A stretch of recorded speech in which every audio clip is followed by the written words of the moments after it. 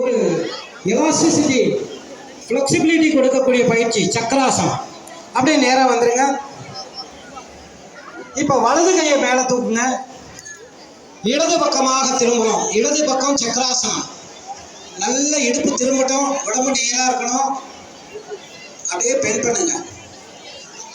இடுப்புக்கு நல்ல ஒரு பயிற்சி. கணையம் இயங்கக்கூடியது, மண்ணீரலை இயங்கக்கூடியது, கல்லீரலை இயங்கக்கூடியது. சக்கராசனம் நாம பண்ணிட்டோம். இப்ப அப்படியே உட்கார்ந்துடலாமா? அமைதியா உட்காருங்க. பேசக்கூடாது, பேசாதீங்க. அமைதி. ஒழுக்கம் என்பது அமைதியிலிருந்து தான் வரும். பேசாதீங்க. மண்ணில கை வைக்காத. வாழ்க வளமுடன். முதல்ல நாம செஞ்சது ரத்தத்துக்கான பயிற்சி. இப்போ காற்றுக்கான பயிற்சி. இந்த 9th 10th தான் பேசிட்டு இருக்க. காற்றுக்கான பயிற்சி.